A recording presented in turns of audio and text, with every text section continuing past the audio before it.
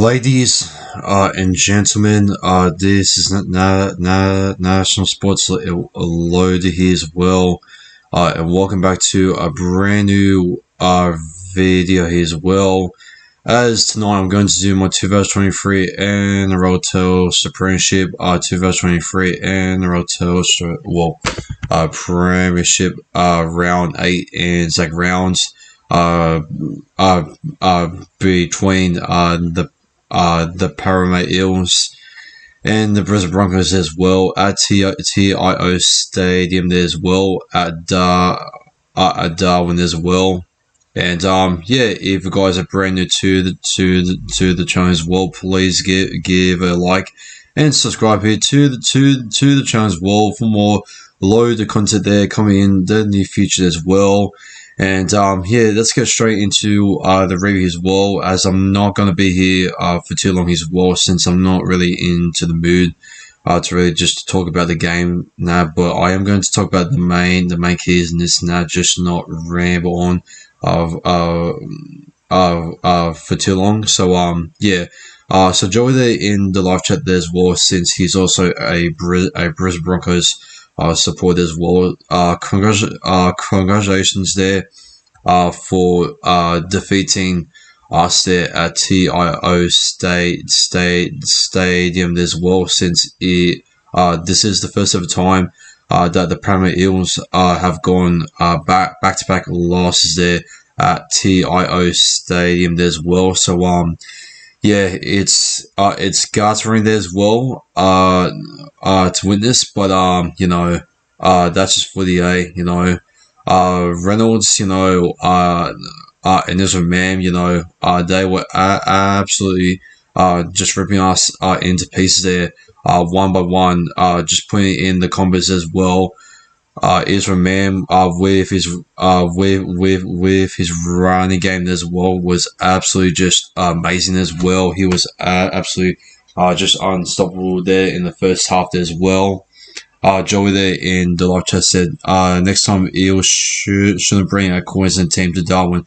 Well, funny thing is, right, on the way back from the Eels versus Bulldogs games, there were a couple of Parramatta fans saying, oh, how come we're always versing Queensland teams up in Darwin? Well, it looks like, whenever we verse, the Queensland teams, I mean, we did defeat the Broncos in the past by a smashing, but the Titans, man, that was a bit of a good and unconvincing win there back in 2016, though, so you could count that. But yeah, there's something wrong with the Cowboys that just goes so weird when we verse them up there in Darwin. But yeah, man, it is frustrating there to get the draw there against a Queensland team there in Darwin. And the last time that we versed a Queensland team as well was the Canberra Raiders as well. So I feel like maybe we should bring maybe. Well, I don't want to bring like the Panthers or a rivalry match as well up in Darwin, since I don't think that's going to make the big attendance as well. I feel like it should be like something else, but that's that's a video for another time. But back to the review as well. Yeah, man, the Broncos forward pack, man. They were working so good there with Payne Harsted taking Bellick 11 hit ups as well in the first half as well, and obviously just getting the post contact meters as well, along with Patch Carrigan just getting the offloads away as well with the hips that he was trying to do this as well. And Reece Walsh, he was all over the place as well for the Broncos there. Katoni Sags was all over Garfus in there in the first half as well. And I just feel like the Moses there and Dylan Brown. Well, Moses, his first ever, set that he had a chance there to have a run at there on the last, which he decided to go with. The Broncos, they just did a good job there to shut him down as well. But man, oh man, Dylan Brown has improved a lot on this way as well. And yeah, I just saw him and watched him from last week as well against the Canterbury Bankstown Bulldogs as well, when he made the side steps as well, which he's improving on that as well. He tried to throw a couple of combos there to Sean Lane as well, but it didn't turn out the way that he wanted as well. So I mean, at least he got at least he's got himself there about like 2 tries assists as well to Gustafson, and to also the great cross field kick there to Micah Seaver as well, which was absolutely just crazy there to witness as well. It's something that Mitch Moses wouldn't even do as well, and yeah, I think that's possibly the best ever crossfield kick that I've ever seen there from Dylan Brown, and yeah, Josh Hodgson, thank God he came off as well. I thought the Brand Hands once again was a much more better player, the Josh Hodgson as well, and I feel like at this point, I feel like maybe our son Matthew Arthur there in the New South Wales Cup or the SG Ball Cup as well, since I do think he plays at the hooker role there as well. So I wouldn't mind him there as well. I know that I might be going a bit too crazy there as well, just to bring out way too many youngsters there from the hookers as well. But my, Josh Hodgson, hello there to Bosca there in the live chat. Yes, I can see as well your comment there, agreeing there with Joey there as well. But yeah, oh boy, like Josh Hodgson, man, his defense can be good, but tonight his defense was absolutely just abysmal. It was absolutely just shite. He was slow. He was dying, and he is just absolutely just cancer. I'm sorry, but Josh Hodgson, man, he is a complete failure. I thought he had some potential there in the first couple of rounds as well, especially in the season opener there against the Melbourne Storm. But it looks like tonight, man, oh my God, he is absolutely just crap. He is so slow. He was dying. Well, I'm just saying it metaphorically, yeah, by a metaphor in that basket. I'm not saying he's exactly dying. That I'm not saying that he actually has cancer or not. I mean, like, I don't even know, but like, I'm just saying it as a metaphor. So don't take it seriously. All right, it's just like a compliment on that basket. So yeah, no, it's all good. But yeah, first half was whack. There were a couple of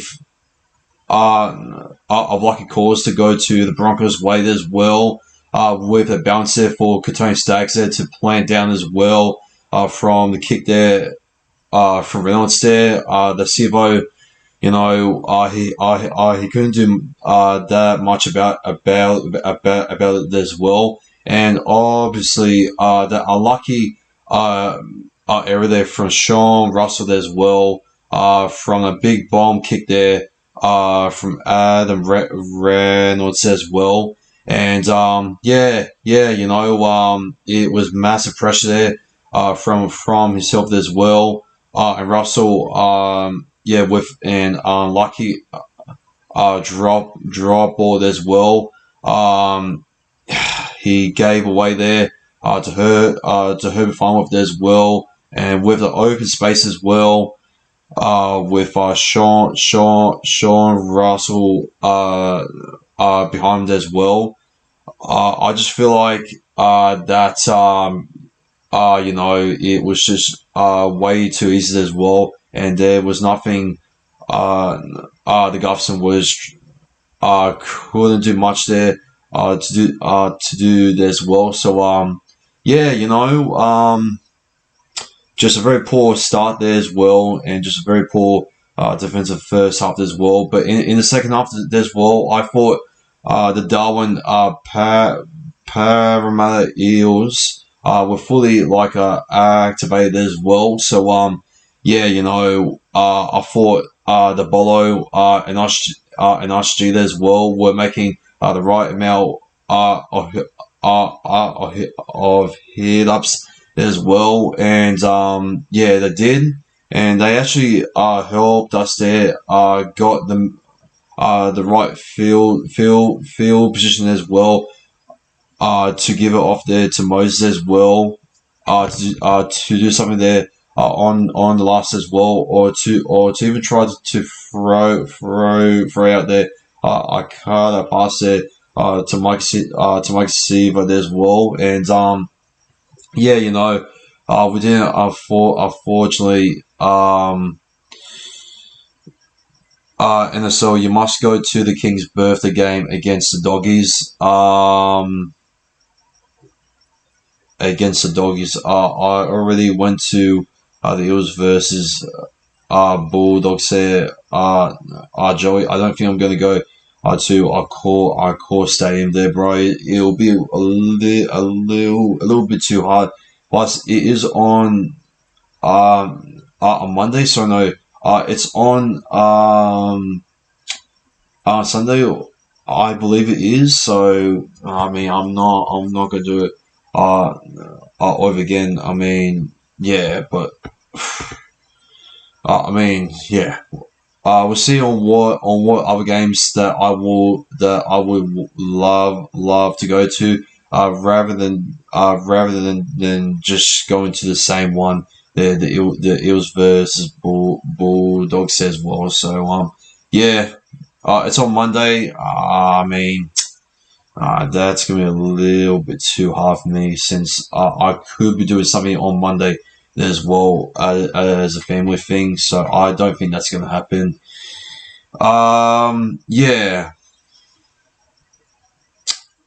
Anyways, where was I? What the fuck was that noise? Sorry. It's just a dog there. It scared the shit out of me. Sorry. Anyways, I know it's a public holiday. In the second half, our attack was much better as well. When hands came on in the snap, and Gufferson, he was trying to play a little bit. A dummy half as well.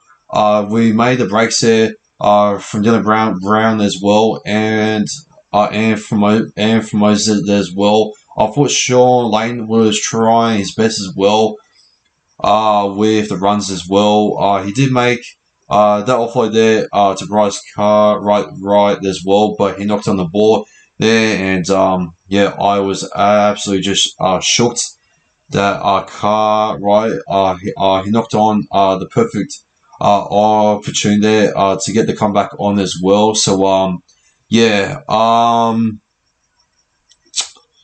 it was very, very poor towards the end. We had so many opportunities there as well. We tried to throw out the cut pass there from Garths in there to Sivo there as well, but Sivo was trying to pass it back there as well, and to keep the ball in play as well. but unfortunately, that was not the case. So yeah, it was just like so frustrating, that we couldn't get through this absolute just brilliance of the Brisbane Broncos defense. They were just all over the place as well. But yeah, we came close there as well. From Matthew Dory there as well. Out of dummy half as well, especially from hands. And Moses there, he did his best there. To put in the punts as well, and to put in the bombs as well. From himself as well, but I feel like the Broncos there did a much more better job there as well to execute the pressure kicking game there against us tonight. And the wet conditions, man, I just feel like we scruffed it up there as well in the wet conditions, and I feel like that played a massive part as well. And I feel like that's the first time I believe that we have played in wet conditions and done just like that. So maybe, just maybe, and I'm not saying that the wet conditions fucked us over, and I'm not saying that we got robbed. What if it wasn't raining, right? And it was all dry. It was all like humid. And this and that. What do you guys reckon? It would have happened if it wasn't raining. So yeah, because I reckon we could hold on to the ball and this and that, much more better as well, handling wise. So yeah. But who knows, man? But we had so many opportunities as well, and yeah. I thought the Ryan Matz in there. He did. I thought he did the job as well. I thought William Greg there was really pushing through those post contact meters as well, and just driving through there as well. I thought the Wolfpan scene there was also good as well. Sean Russell also got himself there a try as well, and yeah. And Simonson, he was also being taken off there as well from what was it? It was from a high shot there from Payne Haas there. I believe, and yeah, and also it is Ramam. He tried this absolute doggish move there. I believe it was on Bryce Cartwright, or was it on Dylan Brown? I don't think it was on Brown. I think it was on Bryce Cartwright from what I remember. So yeah, it is from him. If you're watching this right now, which I'm pretty sure you might or might not, go and do that shit somewhere else, bro, because that is just absolutely just disgusting, and that's just cheating, man. Like you're not just Wally there, just using your union legs there, just to run over other players and this and that. Like, come on, man. Like, are you using steroids there to do those type of tackles like that? Like, come on, bro. Really? But anyways, the referee, as of usual, Asher Klein, he was against us for a bit as well. I thought that tackle there from Hawkwood as well. I know it was a head drop in this and that, but I thought it wasn't there wasn't too much into it as well from what I've seen there on the replay. So yeah, yeah. So Jock Madden in next week, so we are fine. Okay, yeah. So he's going to debut, or he's going to be coming off the bench as the utility. No. Yeah. That's pretty much the game there as well. There's nothing really much there to say as well. I mean, like I don't want to really get bothered there. To really go into deep analysis and this and that. Throughout the game as well, since I just feel like that's going to be way too much as well, and it is late as fuck as well in news wise as well. It's about like 10:53 p.m. as well.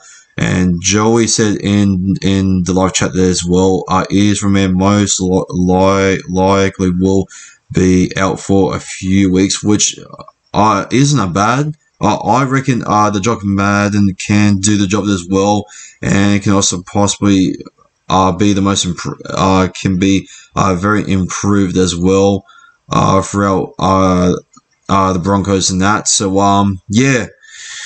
Should be good to see Jock Madden there debut, and I feel like his form is definitely going to improve there as well. So yeah, we'll see what happens there next week.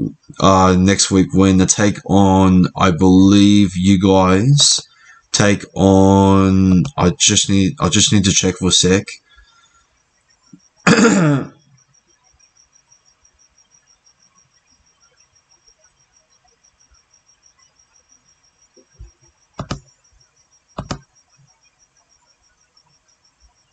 You guys take on yeah. You guys take on the Rabbitohs there, a Suncoast stadium, and the good news is it's on a Friday there, so you'll be able to get a lot of preparation as well. As for us, we got the Newcastle Knights there, back at home there as well. I know we're back home, but yeah, the Newcastle Knights, well, they found out a way to play such good footy there as well. So we do need to not underestimate this team, since they have been trying to find their footy as well, and they also did defeat the Warriors recently as well on Easter round. So yeah, that's gonna be it as well. And yeah, I'm gonna go through my top 5 best players there for this round. Sorry, for this match. I'm all over the place here, lads. Okay, so. My top 5 best players there for my team there. I'm going to go for best man over there. I'm going to go for Dylan Brown as well. He's got 2 try assists there as well. I thought he has improved a lot as well. I know that he tried to make some other combos as well and failed, but I like on how Dylan Brown direction is going at the moment as well. For number 4, I'm gonna go for Mitch Moses there. I thought he's tried his best as well in that, and yeah, with the bomb kicks there, with the running game that he was trying to do there in the second half as well. And yeah, he's number 4, number 3. I'm gonna go for Clinton Gufson as well. I thought he was pretty good as well. For number 2, I'm gonna go for, I'll say for Mike Seaver there as well. Just for the big catch there in the in the high ball contest there against Cobb as well. That was such an amazing try as well. From Sivo there. And for number one, I'll go with fucking with RCG as well. I thought he took up the upset quite hard as well, and he made about like a few big hits there against the Broncos for the pack as well, which is good to see there from himself as well. Regan came with gear lot as well, and yeah, that's my top 5 best players there for my team. And for the Brisbane Broncos there, also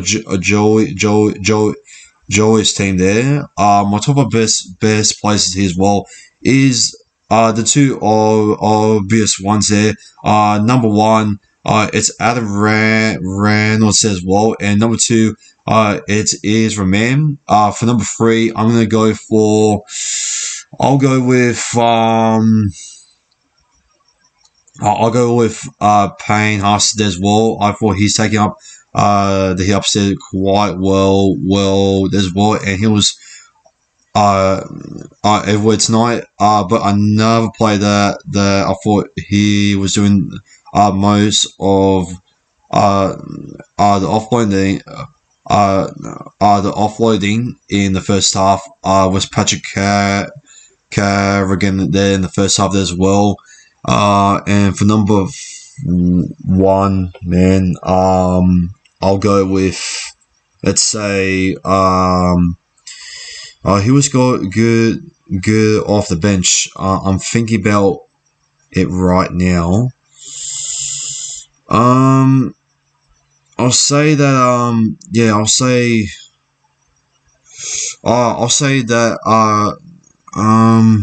Katane Stags. I mean, he was only good, against Garths and for a few minutes. I'll say maybe. Oh boy. Fuck. Who was good tonight, man? Who else? For the Broncos. Oh, god damn, there's a lot. But which one stands out the most?